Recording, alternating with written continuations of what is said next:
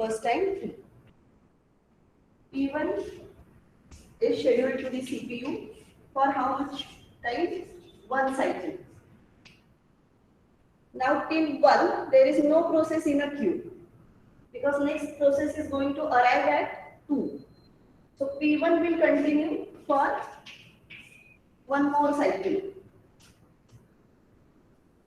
P1 will continue for one more cycle.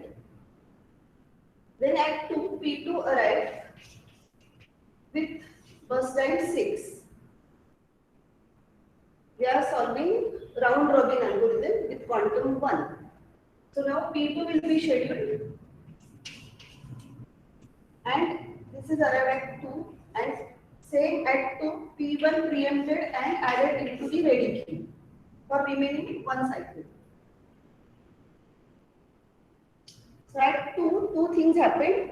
P2 arrived and entered into the CPU and P1 preempted and added at the end of ready queue. So P2 will continue for one cycle. Again at 3 there is no new process but P1 is waiting in a queue. So P1 is scheduled. P1 will be scheduled and P2 added into the ready queue for remaining 5 cycles. Any queries till now?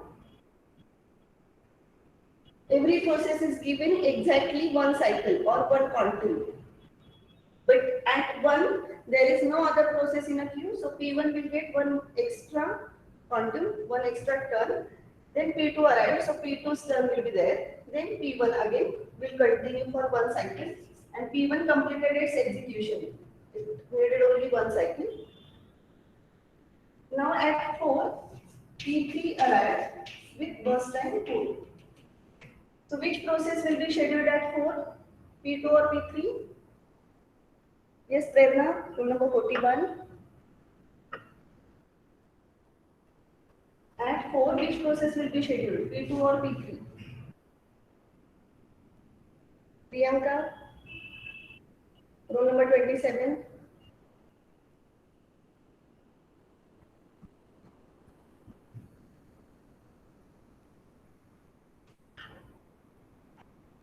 Sanika, 43.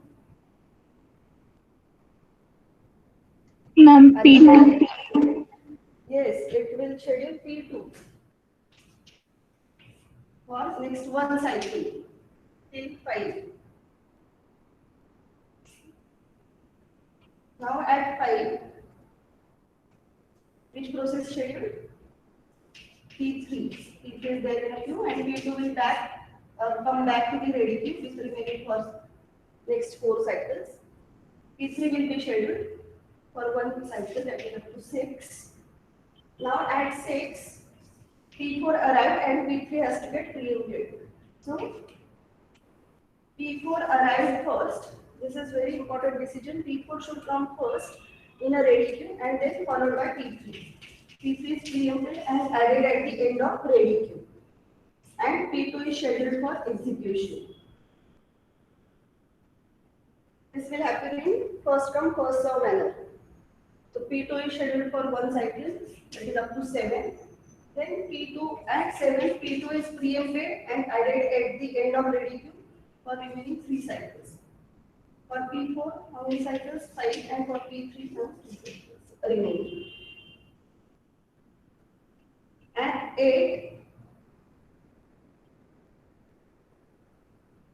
the P4 is scheduled for one cycle up to 8. P4 will be added at 8. Now P5 arrived with burst time 2. And then P4 preempted and added at the end of ready queue.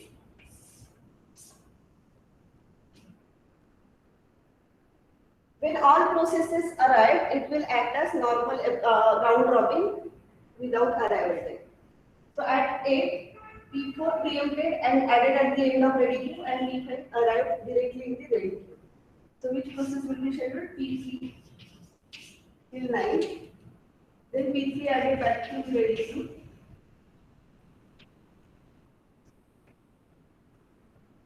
Then at 9, P2 is added into the CPU for execution for one cycle. Then P2 added at the end of ready queue for remaining 2 cycles.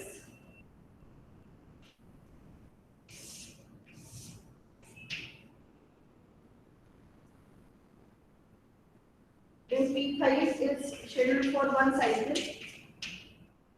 So P5 added at the end of ready queue and 11 for remaining one cycle.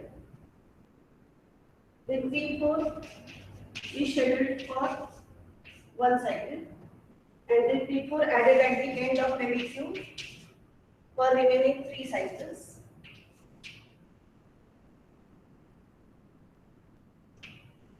P3 is added here for one cycle till 13. Now at 13, P3 preempted and added at the end of ready queue. And P2 is scheduled. P2 is scheduled till 14 for one cycle.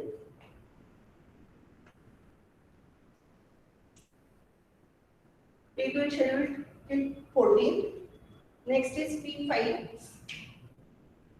P5 is scheduled for one cycle and P5 completed its execution. Then P4 for one cycle and it is preempted and added at the end of ready queue for remaining 2 cycles. Then P3 for one cycle and then P4 will continue for 2 cycles.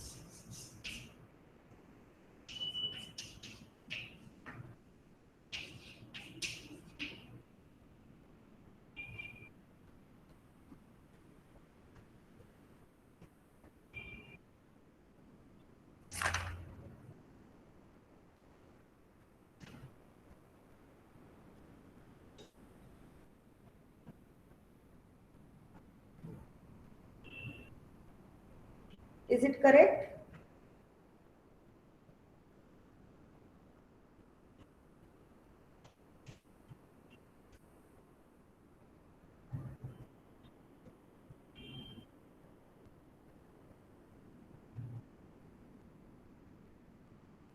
Ma'am, at 17, P2 should be added and then P4 will be there, no? I missed P2. Yes, ma'am. Here. P2 is added. No, ma'am. If we count, it is coming only 5 times. We need 6 times. No. Here, so it is added to 1, 2, 3, 4, and 5. So it should come twice.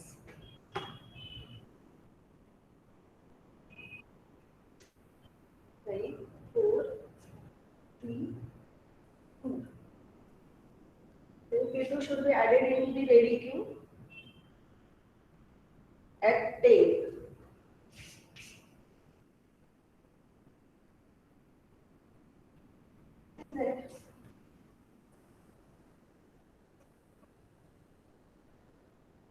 P2 is in a ready queue, but it is not scheduled.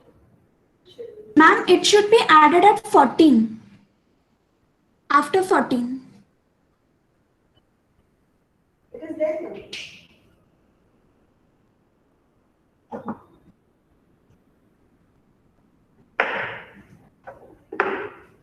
The sequence is P1, P2.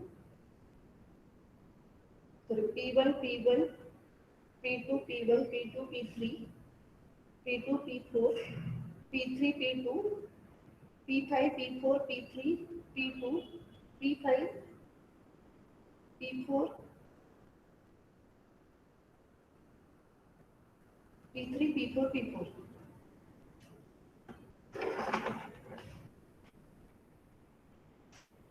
Okay, once more, let's just cross check. So P0 arrived at 0, it is scheduled.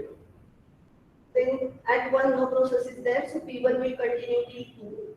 At 2, P2 arrived, so P2 is scheduled, and P1 back to the ready queue for remaining 2 cycles. Sorry, 1 cycle, because it completed 2 cycles.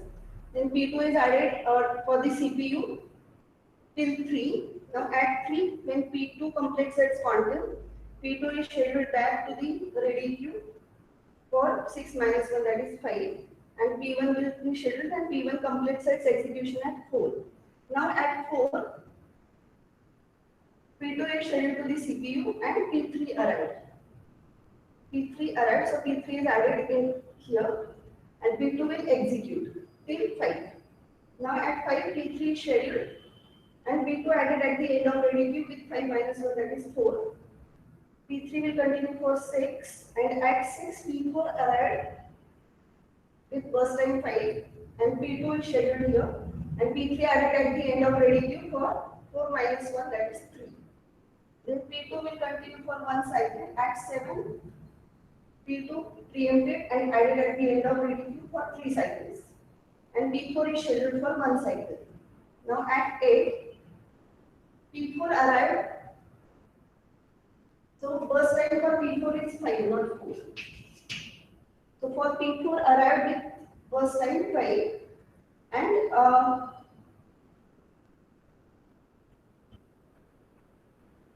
P4 is scheduled here.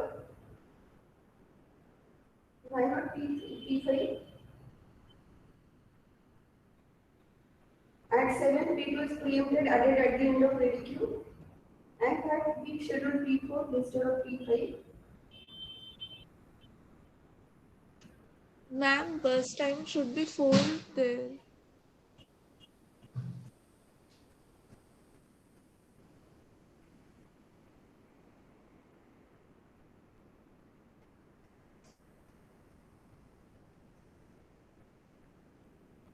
So at 6, P4 arrived with burst time 5 and P3 is preempted and added at the end of ready queue for remaining 3 cycles.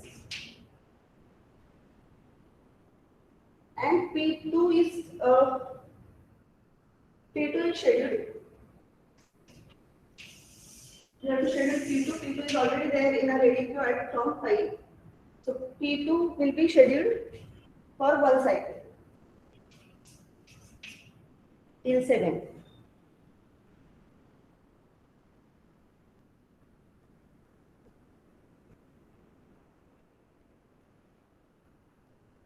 Okay.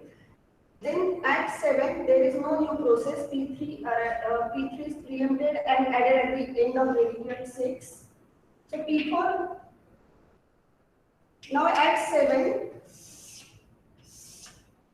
P2 is preempted and added at the end of ready queue for remaining 3 cycles.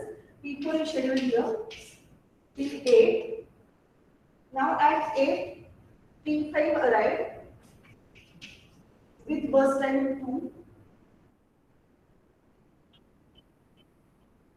Yes. And P4 is preempted and added at the end of ready queue at 8 for remaining 4 cycles. Then P3 is scheduled here till 9. Now all processes are in a ready queue. Yes. It will continue like normal round robin. So at 9, P3 is preempted and added at the end of ready queue for remaining 2 cycles. Then P2 will be scheduled till 10. P2 is added at the end of ready queue for remaining 2 cycles. Then P5 is scheduled for 1 cycle.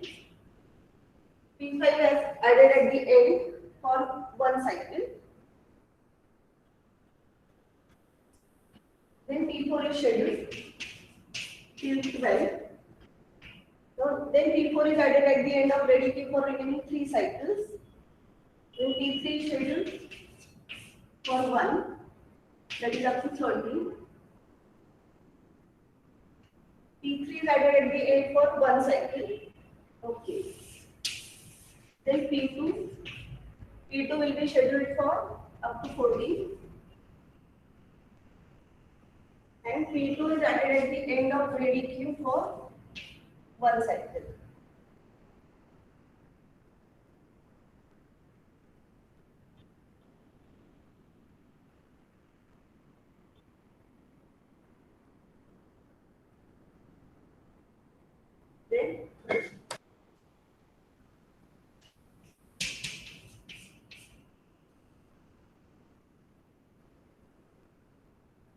P5 is added here. P2 is added for one cycle. Then P5 is added here for one cycle and P5 completed its execution. Then P4 is added for one cycle. P4 will come after P2 for remaining two cycles. Then P3 completes the execution at 70. P3 will finish. Then P2 will complete its execution till 80. And then P4 will complete its execution for 19 and 20. Now it is correct. This step I missed. So you should get average wait time 9.4 and average turnaround time 9.2. Solve same example with quantum 4 and check whether you are getting these values. Average turnaround time 9.6. You should get average turnaround time 9.6.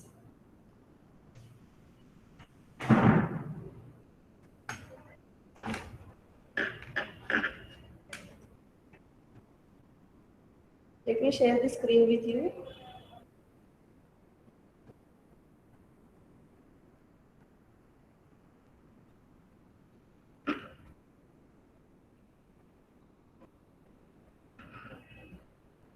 Whatever the algorithms we have studied, first come first serve, XFS, HJF, SRTF and round robin, all these algorithms are uniprocessor scheduling algorithms. Means we are assuming that we are having only one processor with us and we have to allocate all the processes to that particular processor. So these algorithms are for just uniprocessor system or only one processor system.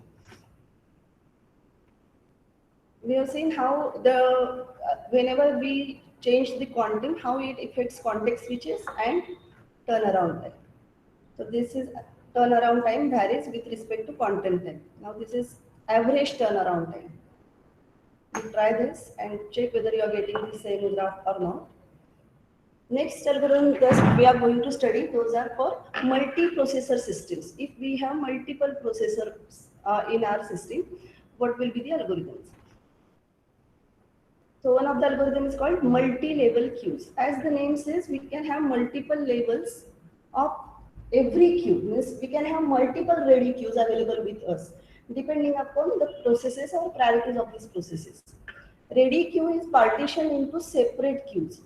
In Unix operating system or in any multi-programming, multi-processing operating system, there are different types of processes, which are called foreground processes, which are interacting with the user, and which are called background processes, which are dealing with the system or batch operating system.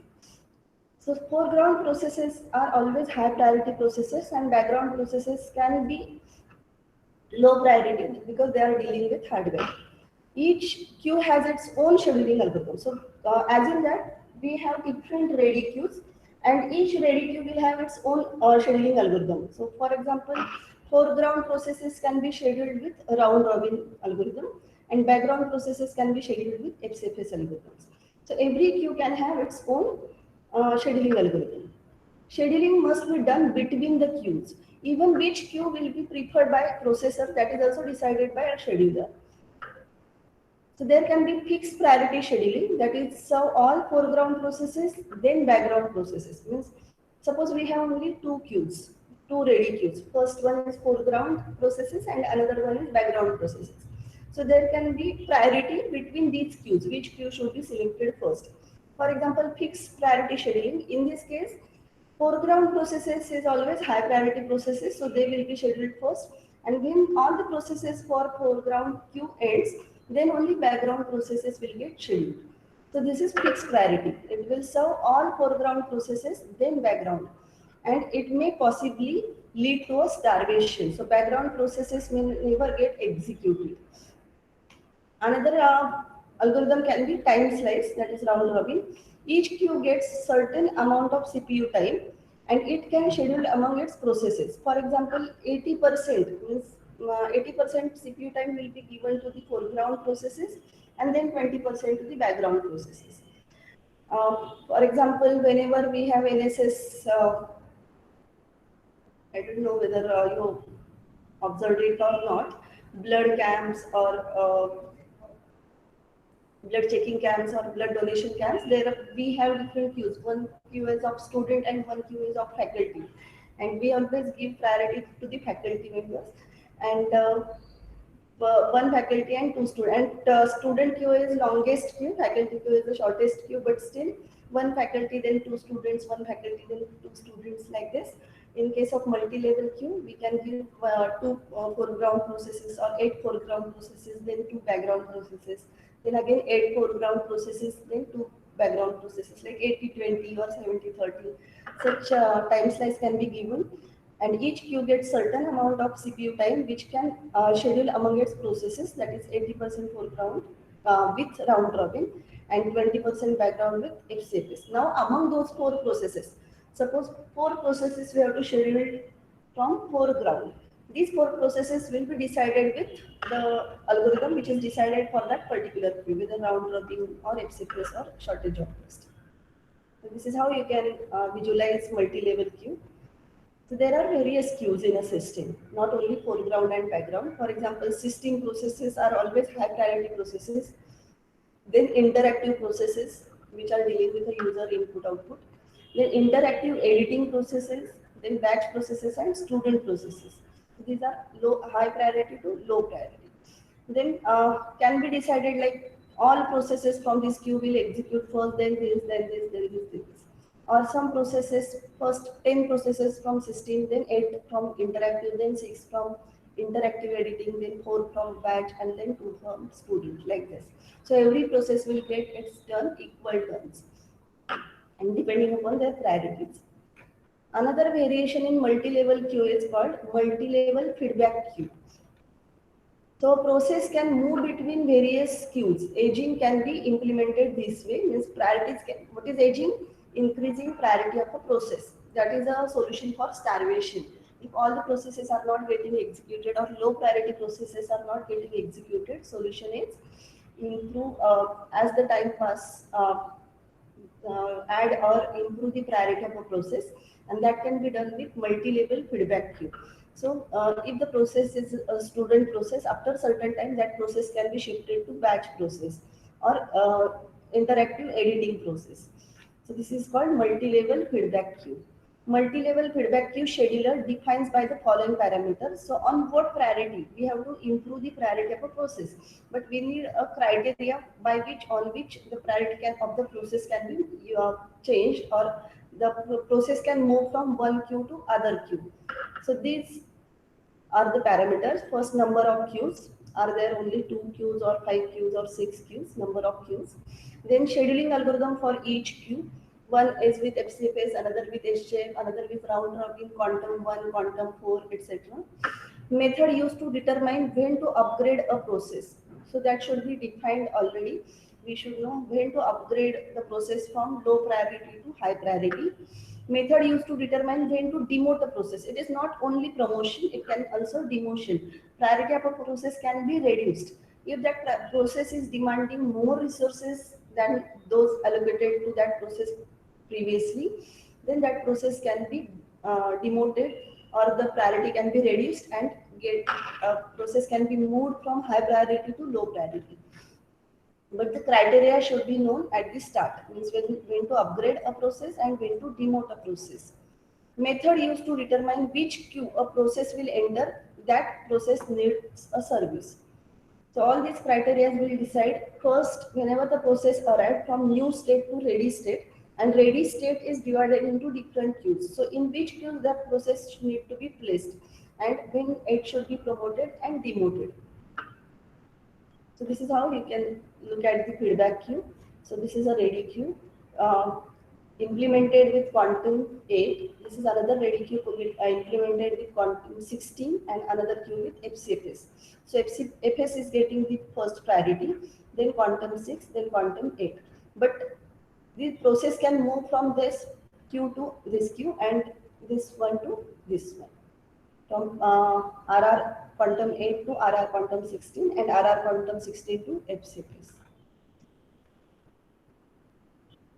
So here we have considered 3 queues. Q0, this one, with round robin quantum 8 millisecond, Q1 with quantum 16 millisecond, and FCFS is Q2, 0, 1, and 2. So scheduling, how scheduling happens, a new job entered a queue. So whenever new job arrived from new state to ready state, these all three queues are in the form of ready state. If you remember process state diagram, new state, ready state. So from new, this arrow is coming from new state, and all these queues are the part of ready state. So from new, it will first enter into the quantum 8, Q0, which served FCFS, sorry.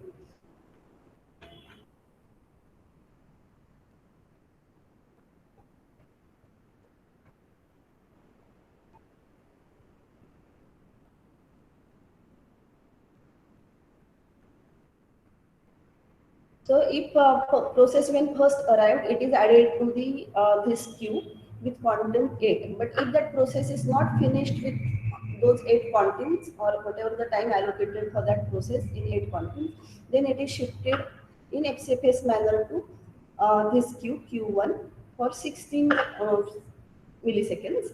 Still, if that process is not finished in 16 milliseconds, then it is shifted back to Q2. And it will complete its execution in first come first serve manner. Q1 is again served with FCFS and received 16 additional milliseconds. It's still not complete. It is preempted and moved to the Q2 where it can execute. Because in FCFS, once process gets the CPU, it will execute throughout whatever the time it required for execution. Multiprocessor scheduling, CPU scheduling more complex when multiple CPUs are available.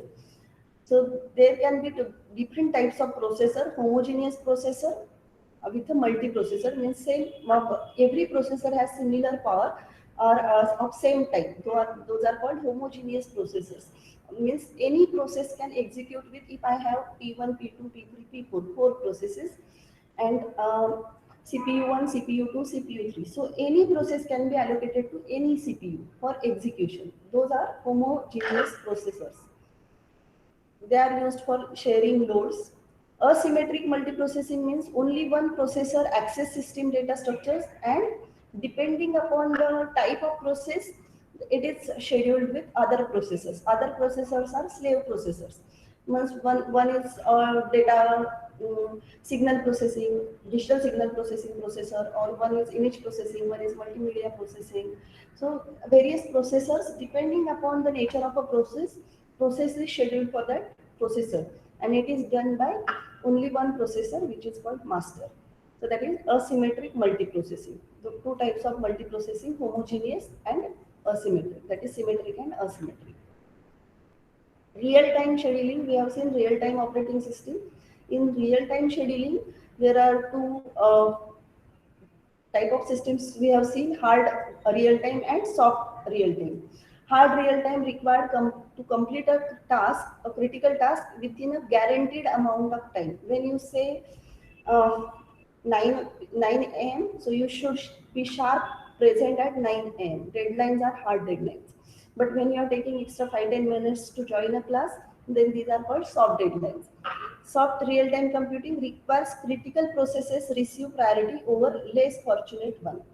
So, in case of real-time processing, always critical processes are given highest priority. We have seen this term dispatch latency. Latency is delay. So, this line we called it as context switch. When one process is preempted and another process is scheduled. So this vertical bars in the Gantt chart shows context switch. But too many things happened between this context switch. This is an event and this is a response to the event. What is the event? Process is preempted and added at the end of ready queue. This is a response. Event is process is preempted and response is it is added at the end of ready queue. And between that, whatever the time lapse, and that is overhead to a system. So this is called response interval. The event can be process is arrived and it is added at the end of ready queue.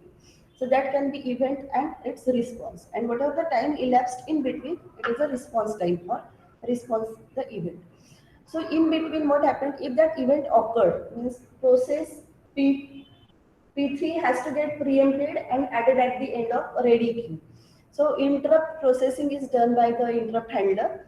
Then process is made available and it will check is there any conflict, and then process is dispatched, and this is called dispatch latency and actual real-time process execution. So between the time elapsed between process to save its states and go back to the ready queue or retrieve its state and get into the CPU. That time is called dispatch latency or context switch, and it is overhead to the system. Now, how to evaluate these algorithms? How to check which algorithm is better than other? One is we are calculating finish time, turnaround time, wait time. We can calculate average wait time, average turnaround time. These are the measures to check which algorithm is better. This is called deterministic modeling. Deterministic and non-deterministic. You are going to study in data structures how to evaluate algorithm. So it takes a particular predefined workload, like how we have taken predefined workload means 5 processes are at this time and these are the burst times. So take particular predefined workload and define performance of each algorithm for a workload. This is called deterministic modeling. We are solving this problem for all algorithms and we can decide which algorithm gives better results. Another is queuing model, and third one is implement. Implement it with as a simulator that we are going to implement in our operating system laboratory, and give different inputs and check which algorithm performs better for which situation. So these, in actual, we have seen every process has CPU cycles and IO cycles, CPU burst and IO burst. Here we are considering only CPU burst because we are interested in CPU utilization or CPU scheduling. We are ignoring those IO bursts.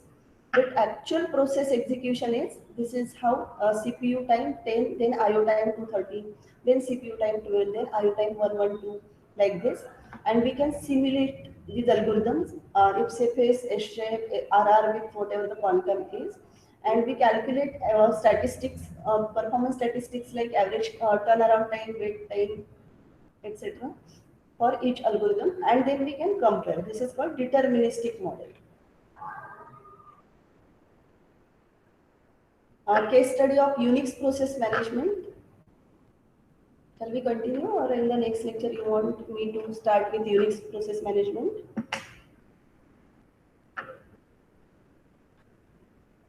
15 minutes are there, we can go ahead with this.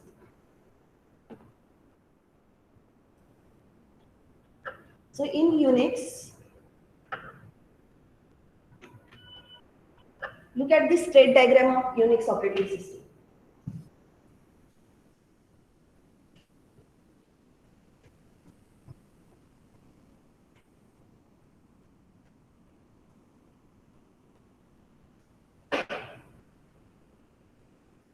Process state diagram of Unix operating system. What is the difference between normal process life cycle and Unix process life cycle?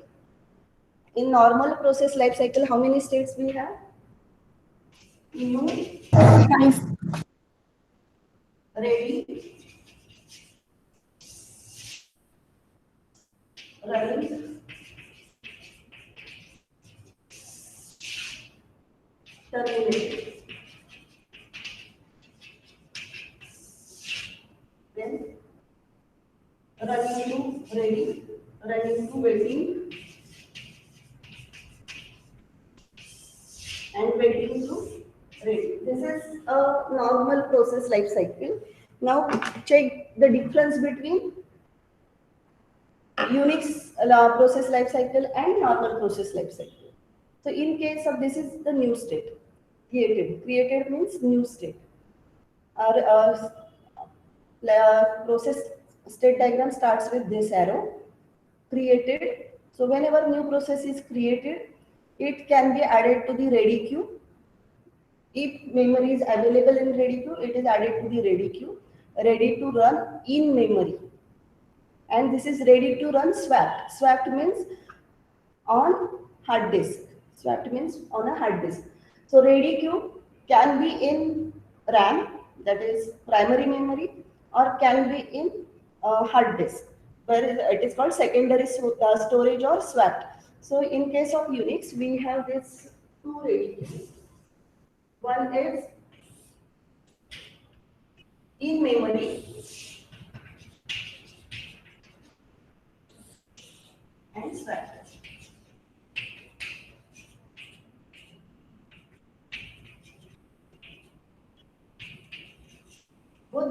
In both the queues, processes are ready to run. They have all the resources. But if ready queue is full and process is ready to run, it should be swapped out. It is added at the backend or on a drive. And whenever there is memory, whenever memory gets free, that process is swapped back to the main memory. So this process can be swapped back to the main memory. Or if the process is waiting for IO input output device and it is just waiting here in ready queue for 2 minutes time, it can be swapped out in main memory and back storage or swapped. So this is our ready state. It can be in main memory or it can be on back storage. So if enough memory is there, process is shifted to ready to run in memory. If not enough, then it is directly shifted to the secondary storage. And whenever memory gets free, it is swapped in. If the process is just waiting here, not doing anything, wasting the time of ready queue, then can be swapped out and moved back to the back storage. Now what happened? After ready queue, process should start running. From ready, it should start running. Now here you can see there are two types of run state, kernel running and user running. So two types of processes, user process and kernel process. So user process can run here in user running state and kernel processes can run here kernel running state. So from ready queue, process is moved for execution in kernel running. And then from kernel can assign a user process to execute. User process will come back in kernel running state. And if there is any interrupt or interrupt written, it will run here. And if it completes, it exit, it is called zombie. We are going to study what is zombie process. And if at the time of execution running state, if the time quantum finish or high priority process arrived, that can be stopped and can be in waiting state. Waiting state we called it as asleep in memory. These two states are waiting state. Means process is waiting in memory, that is in RAM, and when process is waiting or sleeping in back storage, that is sleep, which is swapped out. And if it is wake up or its quantum come or its turn comes, then it can be wake up and again added at the end of ready queue in memory. And this is a scheduling. Scheduler schedules this process for execution. It can be preempted. Preempted state is again, this is a preempted state. And this waiting state is wait in memory or swapped out. So preempted, and again when it is preempted, it is added back in user state and then it will come to the kernel state. The user process which is executing in user mode, kernel running, kernel executing in kernel mode, ready to run in memory, ready to run as soon as kernel schedule state. So this process is ready to run, and whenever scheduler schedules this process, then it will start executing in kernel mode. Asleep in memory, unable to execute until event occur. Process is in main memory, a block state here. Asleep in memory means it is in main memory, but waiting for certain event, input, output, or any event, or its turn to come, its quantum or its turn to come. So it is asleep in memory. Then ready to run swapped. So process is ready to run, but swapper must swap the process into main memory before kernel can schedule it for execution. So ready to run, but swapped. So first, it cannot directly come from here to kernel running. The process must bring into main memory, and then scheduler will schedule it for kernel execution in a kernel. Then sleeping, that is swapped. The process is waiting for an event and has been swapped to secondary storage or a block state. So this is swapped out, and sleep swapped. process is in sleep mode and it is in a back storage, sleeping at the back end. Then next is preempted. Process is written from a kernel to user mode, but the kernel preempts it and does a process switch to schedule another process. Means kernel is executing a process and high priority process arrive. So kernel will schedule new process and currently executing process is preempted and it will be in preempted state. And whenever its turn comes, it will come in user running state. Created process is newly created and not yet ready to run. It will wait here for which scheduler? Job scheduler, which will schedule this to ready state. And zombie process, note that a zombie process no longer exist. Process is terminated. Terminated state is called zombie state. Why it is called zombie state? So process is no longer exist. Process is terminated, but you know in Java, in Unix, all the processes are executing in a form of tree. Unix is multi-processing, multitasking programming language. So every process has a children and parents. So suppose one process is executing, it terminates. So it can leave its sign so that when all the processes terminates, the parent process can get terminated. So when a process no longer exists, when it terminates, it leaves a record for its parent process to collect. So when parent process collect all the records, all the processes terminated, then only parent can terminate. So zombie is a process which has finished the execution. Process is terminated, but still has entry in process table. Which is this table? Process table. So every processor maintains a process table to report to its parent process to known as zombie process. A child process is always first become zombie before being removed from a process table. Parent will remove all these processes from a process table. The parent process read exit status of a child, which rips of the child process entry from the process table. So if we have one parent and if it has three childs, P2, P3 and P4, P2 terminated, P1 is waiting for P3 and P4. When P3 and P4 terminate, then it is maintaining a page table, P1, P2, P3, P4. So some values. So these values are deleted by P1, and if all the values are deleted, then P1 can exit. So zombie is not really a process. So even if P2 exit from the node or it is terminated, but still its entry will be there in a page table. That means it shows process is there, but process is already terminated. So zombie is not a process as it is terminated, but system retains an entry of a process table for non-existing child processes. Zombie is put to rest when the parent finally executes wait. So this is an example of zombie process. You can try this. In Windows, you have to include these files, stdlib.h, types.h or uni.std.h. In Unix or Linux operating system, no need to include any of these files. Here, we are creating a child process. Fork returns child ID. If ID is greater than 0, then it is a parent process, and we ask parent to sleep. So when parent is sleeping, child can execute or exit. So now here child is exit. We ask child process to terminate and parent to wait and return 0. If you type this code, here we just have two processes. One for we have P1 executing, and with 4 P2 is created. Now P1 and P2 are executing parallelly, and we ask P1 to sleep. It will sleep for 5 seconds, and till that P2 exit. P2 will exit. So here, which process will become zombie, P1 or P2?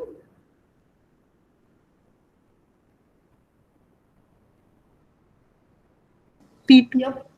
Yes, P2 will become zombie if you are able to see this. So if you write this code and execute it, there is a command called PS. PS is process. This is a process command like ls listing command. PS will list all the processes in a system. PS dash L is long listing.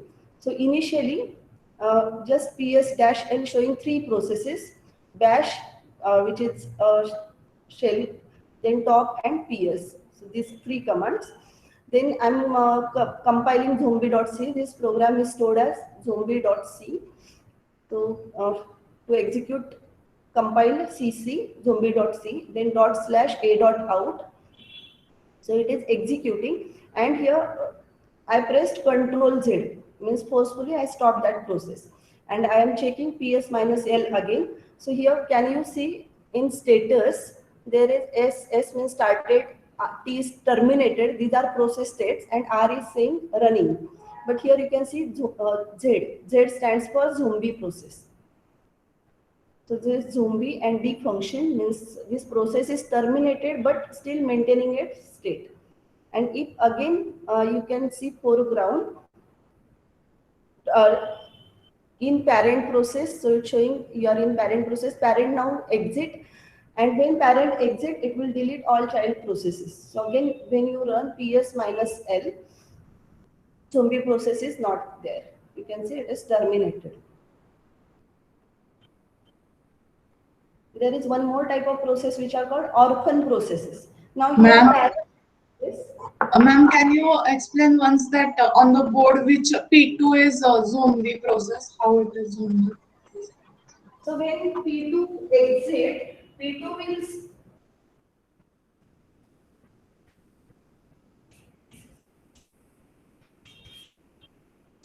in process table there is some entry for P1. This is process table maintained by operating system. So P1 process is there, it is executing, and it executes fork command. Fork command will create a new process P2, which is a child of P1. And there is some entry in the process table for P2. Now P1 and P2 executing parallel. And we ask P1 to sleep just because we want to terminate P2 before P1. So P2 terminates, P2 completes its execution and it terminates. But still its entry is there in a process table. For that, whenever P1 want to exit, P1 will delete this entry and then exit from the system. So job of parent is to delete the entries of all childs. Till then, whenever till P1 exit, P1 is not exiting yet, P1 is executing. Till that, P2 is considered as zombie process because P2 terminated, but it is waiting for its parent to get terminated and delete its entry. So that's why it is called zombie process. Got it, ma'am. Orphan process, if P1 exit, if by any mistake or something, P1 exit first and then P2 is remaining. P1 exited and P2 is remaining. So P2 is called orphan. A process whose parent is no more exist, that is either finished or terminated forcefully without waiting for its child process to terminate. Such processes are called orphan processes. They didn't have parents. So now what system will do? When parent terminates, orphan and zombies are adopted by init process. Init is the only process it is started by the operating system. So it will adopt the zombie processes and orphan processes, and then it will terminate properly. So what are the orphan processes? Whose parents are terminated before their child. This is the code for orphan process. Here again we have created a process. So if it is greater than 0, it is a parent process. Now what I'll do, I'll ask child process to sleep. So sleep for 30 seconds means still child is sleeping. I want parent to exit. So parent process will exit before child. So it is called orphan process. And orphan process is not shown here like zombie, but it is always running state. So then system will take over. Init process will take a control and remove that process from the system. There are one more type of processes which are called daemons. Normally viruses are daemons or server processes are called daemons. So daemons are server processes that run continuously in your background, continuously. They won't need any scheduler or something. They are continuously running at your background. Most of the time they are initialized by the system at the startup and then wait in the background until their service is required. So it is always ready to serve you. For example, if it is antivirus softwares, these are daemons. They are running at the background. Whenever you connect any new device, it will prompt whether you want to scan it or not. So they are ready and running at the background. And whenever the service is required, they come into foreground. A typical example is network daemon, which is started at almost every boot process after the system is booted. The network daemon just sits and waits until the client program, such as file transfer protocol client, or needs to connect. So in networking, daemon processes are used. So this is the child process. This is a parent process.